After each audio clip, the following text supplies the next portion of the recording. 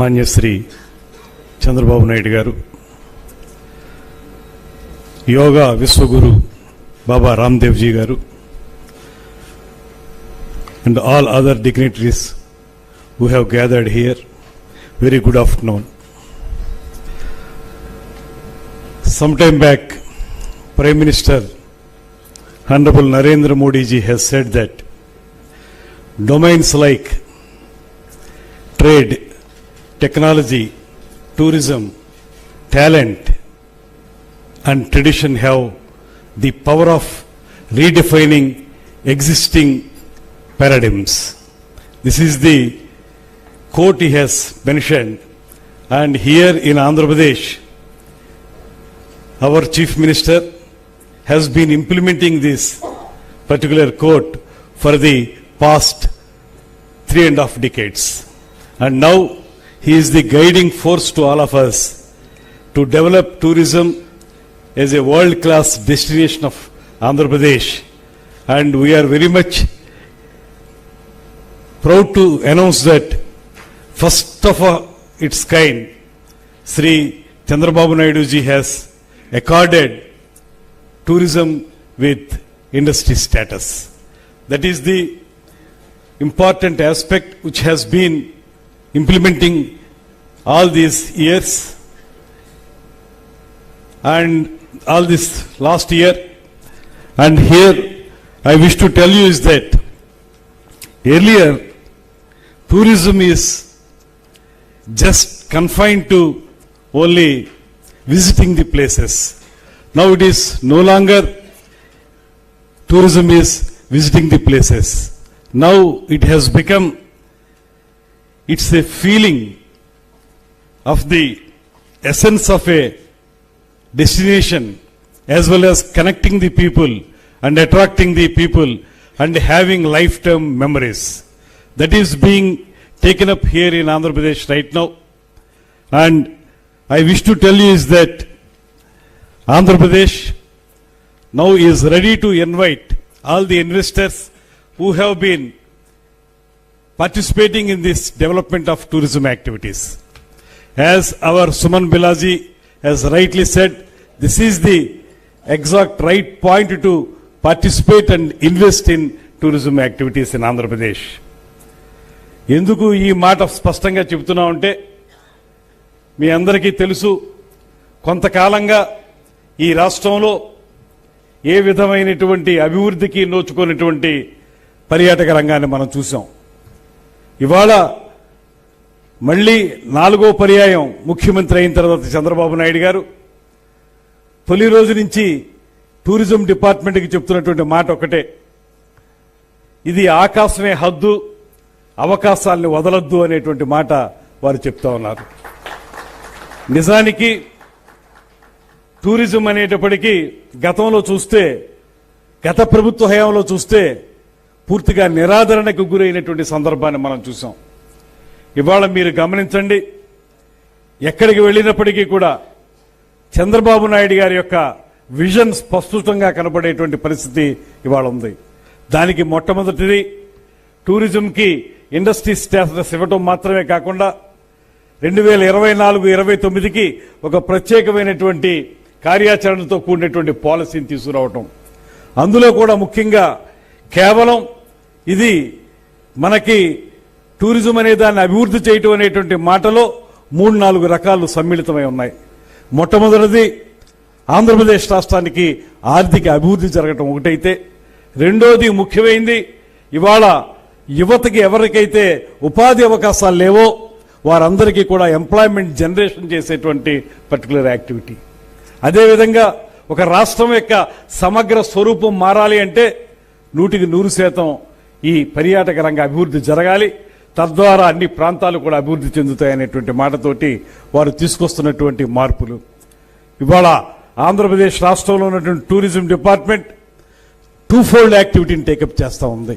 ఒక పక్కన support from the central government, స్వదేశీ దర్శన్ కానివ్వండి, ప్రసాద్ స్కీమ్ కానివ్వండి, సాస్కీ స్కీమ్ కానివ్వండి, సిబిడిటి స్కీమ్ కానివ్వండి, ఇవన్నీ సెంట్రల్ గవర్నమెంట్ నుంచి వచ్చేటువంటి సపోర్ట్స్ అయితే, మరో పక్కన ముఖ్యమంత్రి గారు ఇచ్చినటువంటి సూచన ముఖ్యమంత్రి గారు తీసుకొచ్చినటువంటి ప్రత్యేకమైనటువంటి కార్యక్రమం PPP mode, public private partnership అనేటువంటి దాంతో ఈ రాష్ట్రంలో ఇప్పటి వరకు మనం చాలా అందాలు ఉన్నప్పటికీ కూడా, ఎంతో ప్రకృతి రమణీయత ఉన్నప్పటికీ కూడా దాన్ని ఇందాక సుమన్ బిల్లా గారు చెప్పినట్లుగా పూర్తిగా దాన్ని ట్యాప్ చేయలేకపోయాం. ఆ అందాల్ని ప్రపంచానికి చూపించలేకపోయినటువంటి సందర్భంలో వాటన్నిటినీ కూడా మళ్లీ ప్రపంచానికి చూపించాలంటే కేవలం ప్రభుత్వం చేయాల్సిన పని మాత్రమే కాదు, ప్రైవేట్ రంగంలో ఎవరైతే పెట్టుబడిదారులుగా రాబోతున్నారో వారందరూ కూడా ఇందులో పార్టిసిపేట్ చేసినట్లయితే, రకరకాల విధానాల్లో మీరు పర్యాటక రంగంలో పెట్టుబడులు పెట్టినట్లయితే ఈ రాష్ట్రంలో ఉన్నటువంటి అందాలని ప్రపంచ పర్యాటకులకి చూపించేటువంటి అవకాశం జరుగుతుంది. ఈ మధ్యకాలంలో ఐటీపీ బర్లిన్ వెళ్ళినప్పుడు అక్కడ ఉన్నటువంటి యూరోపియన్స్ చెప్పిన మాట ఏంటంటే, మీరు చెప్తున్నటువంటి ఇతరత్ర యాక్టివిటీస్ అన్నీ కూడా మా దగ్గర ఉన్నాయి, వాటి గురించి మేము రావక్కర్లేదు అక్కడికి, కాకపోతే మీకు సుదీర్ఘమైనటువంటి సముద్ర తీరం ఉంది. You have got longest Coast line of 774 kilometres, 974 kilometres. దాని పొడవునా కూడా మీరు అనేక కార్యక్రమాలు చేయొచ్చు. సన్ అండ్ శాండ్ అన్నారు. దాంతోపాటు ముఖ్యమైనటువంటి కార్యక్రమం వారు చెప్పింది, వెల్నెస్ సెంటర్స్ మా దగ్గర లేవు, మీకు మాత్రమే పరిమితమైనటువంటి గొప్ప యాక్టివిటీ వెల్నెస్ సెంటర్స్ అనేటువంటి మాట చెప్పారు. ఇక్కడ మనకి అనూచానంగా మన భారతీయ సంస్కృతిలో వస్తున్నటువంటి ఆయుర్వేదం కానివ్వండి, యోగా కానివ్వండి, ఇవన్నీ ఉన్నటువంటి ఈ ప్రాంతాన్ని మీరు ఆ యాక్టివిటీస్ని డెవలప్ చేయండి, తప్పనిసరిగా మేము వస్తాం, పర్యాటకులుగా మాత్రమే కాదు పెట్టుబడిదారులుగా కూడా వస్తాం అనేటువంటి మాటని వారు చెప్పారనేటువంటి సందర్భాన్ని గుర్తు చేస్తున్నాను. అదేవిధంగా ఇవాళ ఈ రాష్ట్రంలో ఉన్నటువంటి కేంద్ర ప్రభుత్వం ఇస్తున్నటువంటి సహకారంతో చేసే కార్యక్రమాలు, నిన్ననే రాజమండ్రి దగ్గర అఖండ గోదావరి ప్రాజెక్టుకి మన షెకావత్ గారు, సెంట్రల్ యూనియన్ మినిస్టర్ గారు వారు రావటం, టూరిజం మినిస్టర్ గారు వారు వచ్చి శంకుస్థాపన చేయటం, ఉప ముఖ్యమంత్రి గారు కూడా రావటం, అక్కడ వచ్చిన తర్వాత మనం చేస్తున్నటువంటి యాక్టివిటీస్ కానీ, ముఖ్యమంత్రి గారు చూపిస్తున్నటువంటి ప్రోయాక్టివ్ కార్యక్రమాలు కానీ ఇవి చూసిన తర్వాత ఆయన చెప్పారు, నా దగ్గర లాస్ట్ ఇయర్కి సంబంధించి కొంత డబ్బు ఉంది, దాన్ని ఎక్కడో చోట మంచి కార్యక్రమాలకు ఖర్చు పెట్టాలి, మీరు ఇమీడియట్ గా ఏదో ఒక ప్రపోజల్ పెట్టండి, ఒక 200 కోట్లకి నేను ఇస్తాననేటువంటి మాట సెంట్రల్ మినిస్టర్ గారు చెప్పారు. అంటే అది ఈ రాష్ట్ర ప్రభుత్వం మీద ఉన్నటువంటి నమ్మకం, ఈ రాష్ట్ర ప్రభుత్వ నాయకత్వం మీద ఉన్నటువంటి నమ్మకం అనేటువంటి మాటని ప్రస్ఫుటంగా మీ అందరికీ తెలియజేస్తున్నాను. ఇవాళ మనకి ప్రత్యేకమైనటువంటి అంశంగా మీ అందరికీ నేను మనవి చేసుకునేది, ఇవాళ రాష్ట్రంలో ఉన్నటువంటి పర్యాటక రంగం ఎకో టూరిజం పాలసీని కూడా ప్రత్యేకంగా తీసుకొస్తా ఉంది. ఆంధ్రప్రదేశ్ రాష్ట్రంలో మీ అందరికీ తెలుసు, ఒక పక్కన సముద్ర తీరం, మరో పక్కన అద్భుతమైనటువంటి అటవీ సంపద ఉన్నటువంటి ప్రాంతం. ఈ ప్రాంతంలో ఎకో టూరిజంని డెవలప్ చేయాలనేటువంటి ఆలోచనతో ముఖ్యమంత్రి గారు కానీ ఉప ముఖ్యమంత్రి గారు కానీ చేస్తున్నటువంటి ప్రయత్నం ఖచ్చితంగా మీ అందరికీ అనేక అవకాశాలను ఇస్తుందనేటువంటి విషయాన్ని తెలియజేస్తూ, ఇవాళ ఒక 6 స్తంభాల మీద పర్యాటక రంగం నిలబడి ఉంది ఆంధ్రప్రదేశ్లో. మీ అందరికీ తెలుసు 6 పిల్లర్స్. ఒకటి బ్రాండింగ్ అండ్ మార్కెటింగ్, రెండవది ప్రొడక్ట్ అండ్ ప్రాజెక్ట్స్, ఇవన్నీ కూడా మీరు చూస్తూనే ఉన్నారు. అదేవిధంగా ఇన్వెస్ట్మెంట్స్ అండ్ పార్ట్నర్షిప్, ఇక్కడ కూడా ఇన్వెస్ట్మెంట్ అనేటప్పటికీ ప్రైవేట్ పార్ట్నర్షిప్ ని ఏ రకంగా ఇన్వైట్ చేస్తున్నాం, ఏ రకంగా ప్రైవేట్ పార్ట్నర్స్ వస్తే వాళ్ళకి సింగిల్ విండో ద్వారా వారికి అన్ని సదుపాయాలు సమకూరుస్తున్నాం, దాంతోపాటు క్యాపిటల్ ఇన్సెంటివ్స్ ఏ రకంగా ఇస్తున్నాం, ఇటువంటి అంశాలను కూడా మీరు అందరూ దృష్టిలో పెట్టుకోవాలి.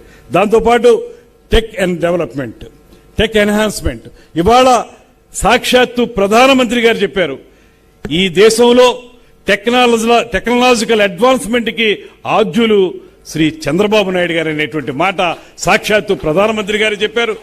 రాష్ట్రంలో ఏ రాష్ట్ర ముఖ్యమంత్రి మాట్లాడక ముందే ఆర్టిఫిషియల్ ఇంటెలిజెన్స్ గురించి కానీ, డీప్ టెక్ గురించి కానీ, క్వాంటమ్ కంప్యూటింగ్ గురించి కానీ మాట్లాడినటువంటి మొట్టమొదటి ముఖ్యమంత్రి చంద్రబాబు నాయుడు గారు అనేటువంటి మాటను కూడా ఈ సందర్భంగా మనవి చేస్తున్నాను. ఈ పర్యాటక రంగంలో ఆ క్వాంటమ్ టెక్నాలజీని తీసుకురావటం కానీ, లేకపోతే ఈ ఏఐ టెక్నాలజీని తీసుకురావటం కానీ, వీటి ద్వారా మనం టెక్నాలజికల్ అడ్వాన్స్మెంట్ జరగచ్చు అనేటువంటి విధానాన్ని కూడా ఒక పిల్లర్గా మనం ఉపయోగించుకుంటున్నాం అనేటువంటి మాటని మీ అందరికీ మనవి చేస్తూ, అదేవిధంగా మీకు ప్రత్యేకంగా చెప్పేది క్రియేటివ్ ఎకానమీ. ఇవాళ సృజనాత్మకతకి మనం ఎక్కువ పెద్దపీట వేస్తా ఉన్నాం. ఆ సృజనాత్మకతతోటి ఎకానమీని డెవలప్ చేయొచ్చు. కేవలం డబ్బు ఉండాలనేటువంటి మాట కాదు ముఖ్యమంత్రి గారు చెప్పే మాట పదే పదే ఒకటే, డబ్బు ఉండాలి, డబ్బు కావాలనేటువంటి మాట కాదు, మీ క్రియేటివిటీని ఉపయోగించండి, క్రియేటివిటీ ద్వారా అనేక అవకాశాలను మనం అందిపుచ్చుకోవచ్చు అనేటువంటి మాట వారు ఏదైతే చెప్తున్నారో ఆ క్రియేటివ్ ఎకానమీ కూడా ఒక పిల్లర్ గా ఉంది. అదేవిధంగా ఫైనల్ గా కెపాసిటీ బిల్డింగ్. ఈ కెపాసిటీ బిల్డింగ్ విషయంలో కూడా ఎవరైతే ఈ రంగంలో ఉన్నటువంటి వారు ఉన్నారో వారికి కొత్త విధానాల పట్ల, కొత్త సాంకేతిక విప్లవం పట్ల వారికి సరైనటువంటి అవగాహన కల్పించి వారిలో ఆ కెపాసిటీస్ని బిల్డ్ చేస్తే 100% సంపూర్ణమైనటువంటి విప్లవాత్మకమైనటువంటి మార్పు రావడానికి అవకాశం దొరుకుతున్నటువంటి మాటను కూడా వారు చెప్తున్నటువంటి సందర్భంలో ఇవాళ వాటన్నిటినీ ప్రోధి చేసుకుని నిన్న జరిగినటువంటి ఈ మొట్టమొదటి రోజు ప్యానల్ డిస్కషన్స్ లో మీరందరూ కూడా అనేక రకాలైనటువంటి అద్భుతమైనటువంటి సలహాలని, సూచనలు ఇచ్చారు. వాటన్నిటినీ ఒక్కొక్కటిగా అమలు చేయడానికి, ఈ అమలు చేసేటువంటి క్రమంలో ఒక పక్కన కేంద్ర ప్రభుత్వంతో సహకారాన్ని పొందుతూ, మరో పక్కన ప్రైవేట్ పార్ట్నర్స్ అయినటువంటి మీ అందరితో కూడా సహకారం తీసుకుంటూ ఆంధ్రప్రదేశ్ రాష్ట్రాన్ని స్వర్ణాంధ్ర 2047 దిశగా తీసుకువెళ్ళటానికి ముఖ్యమంత్రి గారి నాయకత్వంలో పర్యాటక రంగాన్ని 18 నుంచి 20% వరకు పెంచడానికి, అదేవిధంగా ఎంప్లాయ్మెంట్ జనరేషన్ చేయడానికి ఆంధ్రప్రదేశ్ రాష్ట్ర పర్యాటక శాఖ సంపూర్ణంగా అంకితమై ఉందనేటువంటి మాటని మరొకమారు తెలియజేస్తూ, మీరందరూ రండి, పెట్టుబడులు పెట్టండి, మీకు పూర్తిగా స్వేచ్ఛాయుత వాతావరణంలో మీ కార్యక్రమాలు మీరు చేసుకునేటువంటి అవకాశాన్ని ఈ ప్రభుత్వం కల్పిస్తుంది. గత ప్రభుత్వం తాలూకు దుష్పరిణామాలు ఏవైనా ఉంటే, ఆ విషాద ఛాయలు ఏవైనా ఉంటే వాటిని మర్చిపోండి. ఇవాళ మీకు స్వేచ్ఛాయుత వాతావరణంలో మీరందరూ ముందుకొచ్చి మీ కార్యక్రమాలను వృద్ధి చేసుకోవడంతో పాటు మనందరం కలిసి ఆంధ్రప్రదేశ్ ని అద్భుతమైనటువంటి రీతిలో స్వర్ణాంధ్రప్రదేశ్ గా తీర్చిదిద్దడానికి ముఖ్యమంత్రి గారి వెనకాల నడుద్దాం అనేటువంటి మాటని మరొకసారి మనవి చేసుకుంటూ సెలవు తీసుకుంటున్నాను. నమస్కారం. జై హింద్. Thank you sir.